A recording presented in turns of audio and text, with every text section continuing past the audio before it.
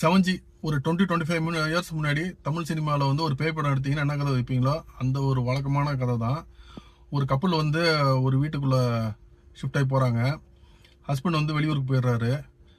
ஒய்ஃபும் பையனும் இருக்காங்க. அங்கே வந்து அமானுஷம் வருது. அதுக்கப்புறம் நம்புறாங்க நம்மள அந்த மாதிரி விஷயம்லாம் போயிட்டுருக்கு.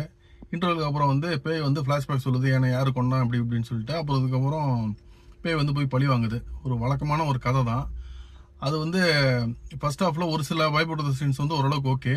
பட் ஓவராலாக நிறைய ஆக்டர்ஸோட ஆக்டிங் எல்லாம் ரொம்ப அமைச்சர்ஸாக இருந்துச்சு. சோனியா அகர்வால் பேயாக வராங்க, அவங்க ஆக்டிங் நல்லா இருந்துச்சு, அவங்க பார்க்கவும் நல்லா இருந்தாங்க. கேமரா பர்சன்ஸும் ரொம்ப நல்லா இருந்துச்சு. மியூசிக் வந்து ஒரு பெரிய லட் ஆன் நிறைய இடத்துல வந்து ரொம்ப அமைச்சராக இருந்துச்சு. பேய் வர சீக்வன்ஸ் மாத்திரம் கொஞ்சம் நல்லா இருந்துச்சு. சாங்ஸ் ஒரு 3 இருக்குது. சாங்ஸ் எல்லாம் பெரிய லெவலில் இல்லை, கொஞ்சம் தவிர்த்துருக்கலாம். செகண்ட் ஹாஃப் வந்து ரொம்ப படம் தொங்கிடுது. நம்மளால் உட்காந்து படத்தை பார்க்கவே முடியல. ஃபர்ஸ்ட் ஹாஃப் ஏன்டா வச்சுன்னு கேள்வி கேட்குற மாதிரி இருக்குது. படம் வந்து ஒர்த்தே இல்லை.